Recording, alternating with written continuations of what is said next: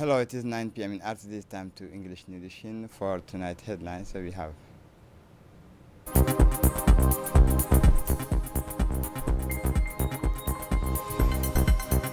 in accordance with Article 52, the National Assembly hosted today the second sitting, the first public sitting of the second for the national sitting. More than 300,000 Palestinians returned to home.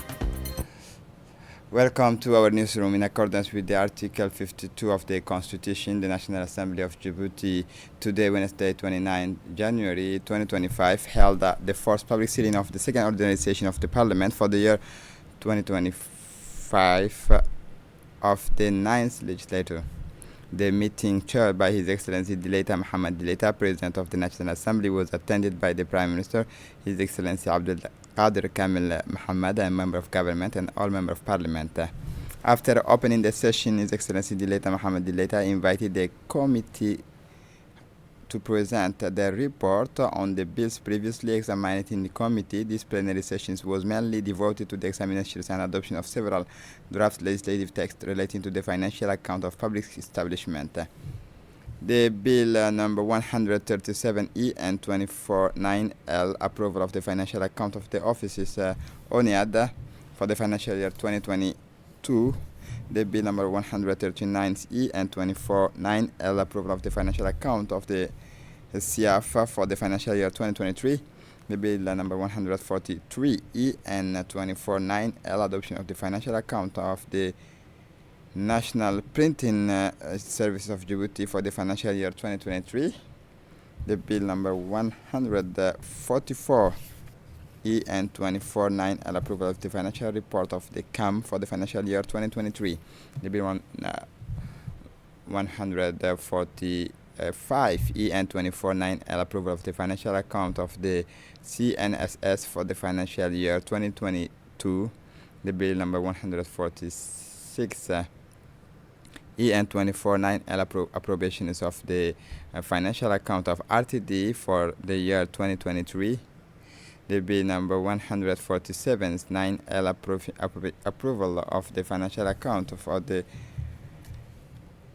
ANFIP for the year 2023. The appropriations of the financial account of the INPE for the year 2019 and 2022, the financial account of the National Agency for the Promotions of Investment for the year 2023, and the bill number 152E and 24, appropriations of the financial account. As part of their mission to oversee the government actions, the national representative is a guardian of the general interests and guarantors of budgetary rigors have questioned the executives on fundamental issues relating to accounting management, financial performance, structural challenges, and prospects for improving public establishment. In response to the questions, the member of government provided precise and constructive answers and highlighted the considerable effort made by these institutions to achieve their strategic objectives despite the economic and operational constraints they face.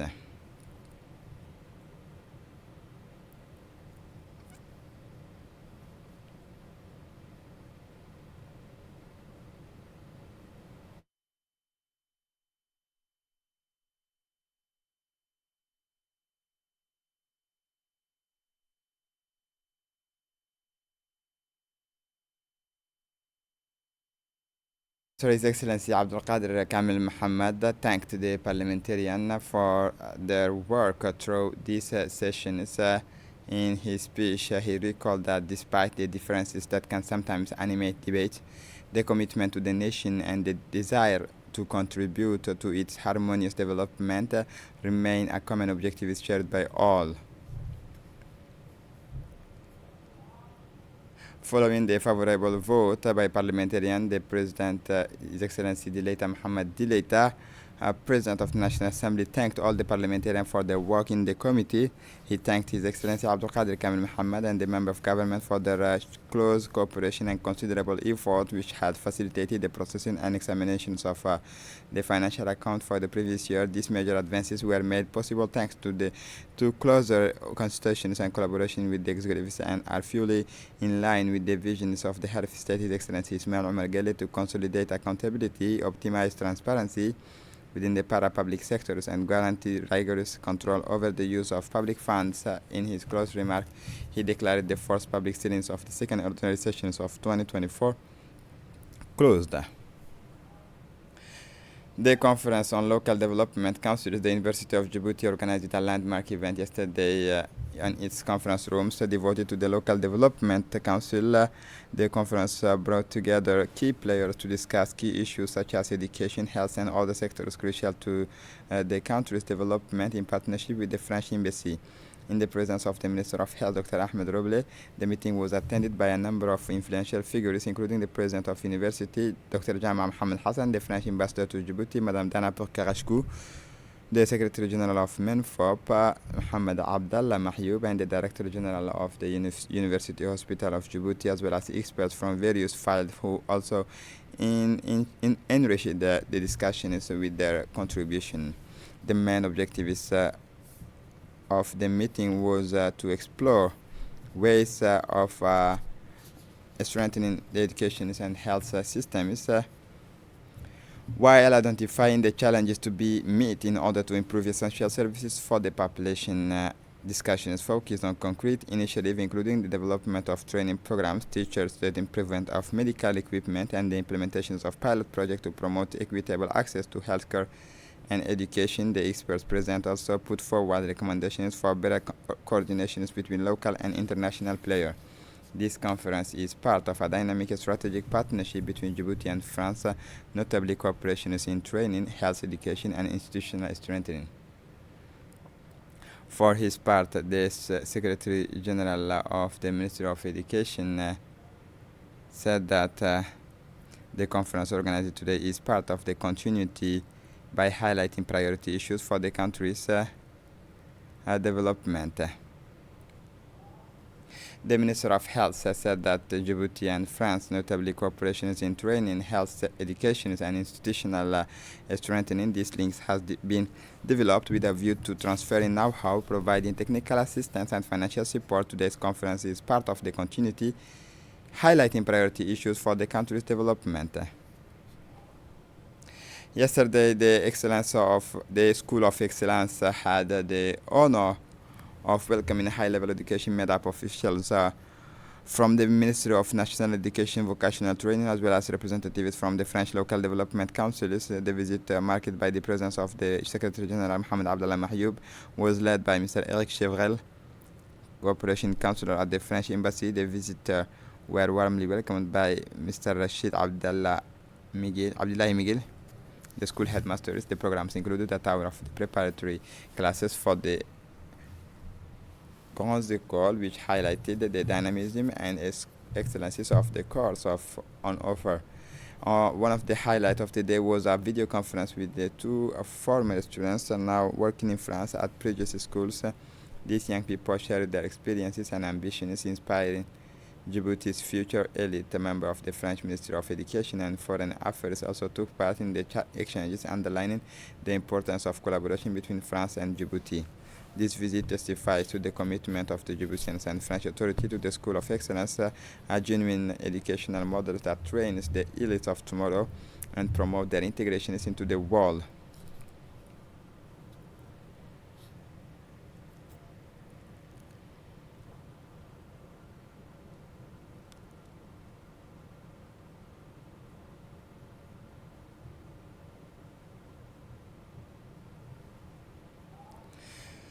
The catamaran Lo Spirito di Stella, flying the Italian flag, arrived at the quayside of Djibouti Coast Guard headquarters at Escalander d'Escort to Djibouti Coast Guard patrol boat.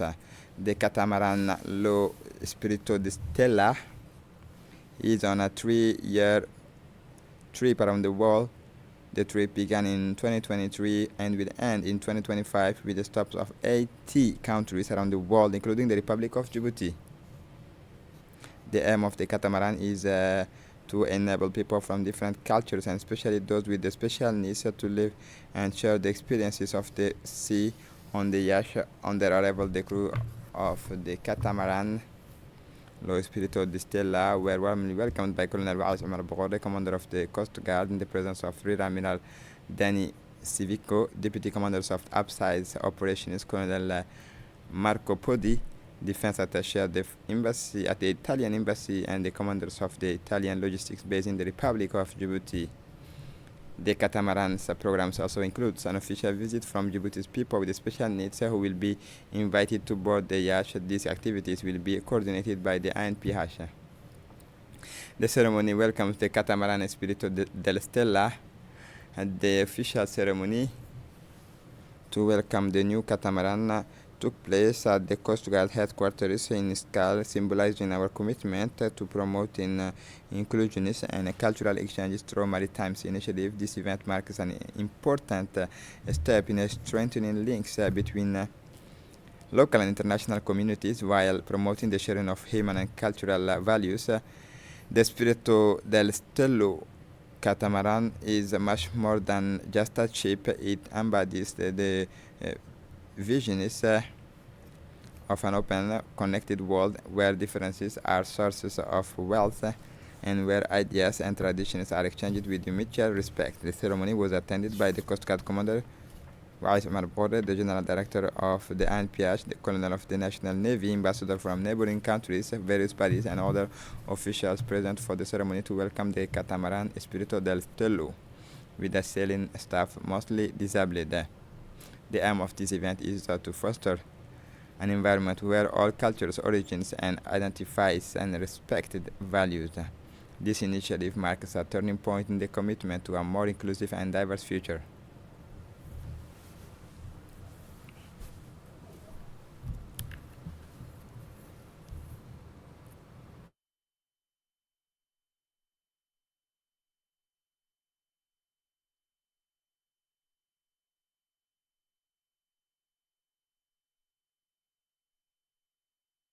Having accepted our invitation here today to give the warmest welcome in Djibouti to the catamaran Spirito di Stella and its crew. Thank you. Let me say that this is a very special catamaran, specifically designed and built to allow people with limited mobility to freely move inside and to be able to sail it, spreading the message of inclusivity, where barriers can be bypassed and everything is possible. Years ago, Andrea Stella was involved in a robbery in Florida, and due to a gunfire, he lost the use of his legs. But thanks to his energy, his will to live without barriers, and passion for sailboats, he decided to design a catamaran which could be sailed by disabled people without any restriction or limitation, showing everyone that nothing is precluded to those who have reduced mobility. And now listen to the commander of the Coast Guard, Waas Omar Bogore. Distinguished guests, dear friends, dear colleagues, it is with great pleasure that I welcome today to you to the Coast Guard headquarters to celebrate the arrival in Djibouti of the catamaran Lo Spirito di Stella from Italy.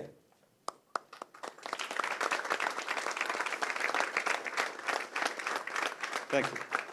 This event marks an important turning point for our country, and it testifies to Djibouti's appeal to sailors from all over the world. The Lo Spirito di Stella is much more than as a ship. It is the symbol of an exceptional human adventure, a spirit of freedom and the love of the sea for people with special needs. Here, arrival in our waters is a true source of inspiration for all those who are dream of traveling the world and discovering a new horizon. This event is a perfect illustration of the bonds of friendship that unites the Djibouti and the Italia. I would particularly like to thank the crew of the Lo Spirito di Stella for choosing Djibouti as their stopover. Your presence among us here in Djibouti and here in Coast Guard is a great honor and the recognition of the Djibouti as a country, as a friend, as a location, or even peaceful. I am convinced that this visit will mark the beginning of a long and a fruitful collaboration, coordination, and working together. The successful evaluations of the third gendarmerie UPF rotations in Djibouti from 20 to 2024 January 2025. The National Gendarmerie hosted an evaluation mission of the third rotations of the gendarmerie contingent led by two United Nations examiners, Mr. Bem Emmanuel Ibila and Ms. Yaba Iwa Julian Priska. This assessment was a key moment in evaluating the preparations and skills of UPF members while guaranteeing their ability to carry out their international peacekeeping missions. The assessment missions covered a number of key areas, including a language test, an operational interview, a driving assessment, weapons handling, and shooting sessions at the end of the week. Complex exercises in maintaining and restoring public orders was also organized, enabling the operational skills of UPF members to be assessed in realistic and degraded situations. Alongside these activities, the examiners meet with the Chief of Staff of the Djiboutian Gendarmerie, with whom they shared a detailed account of the mission, highlighting the positive results achieved during this evaluation. The mission was hailed as a great success, demonstrating the professionalism and level of commitment of the unit.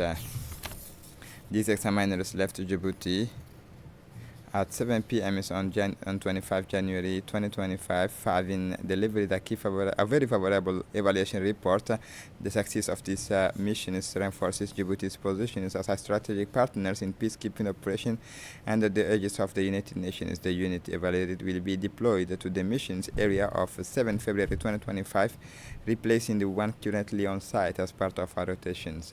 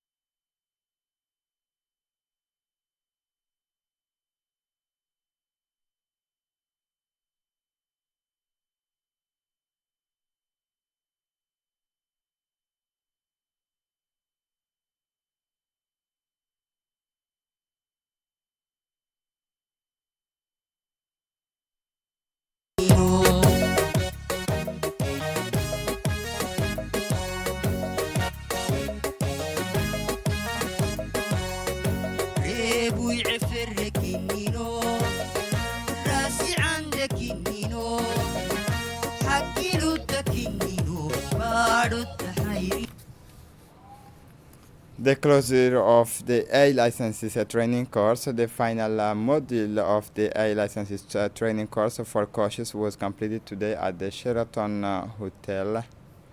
These major programs began last year and was spread over several modules and several months. The closing ceremony was sponsored by the first Vice President and Acting President of the Djibouti Football Federation,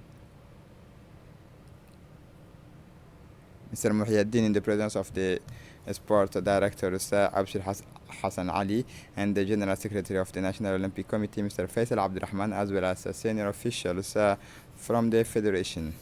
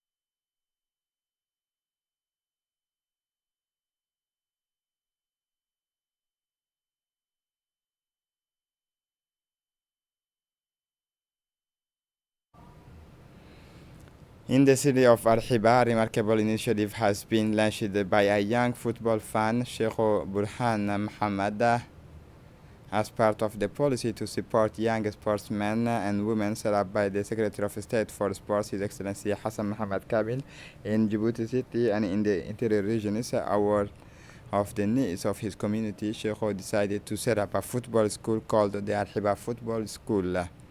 Today, the school trains around 30 youngsters aged between 10 and 15, offering training sessions 3 days a week, Thursday, Fridays, and Saturdays. The youngsters receive comprehensive technical training, but Sheikh approaches does not stop there. In a recent interview, the young director Sheikh emphasized the importance of educational follow-up for the children. According to him, a youngster who fails to get good marks at school risks being excluded from the football academy. The aim of this policy is to encourage youngsters to excel not only on the pitch but also at school.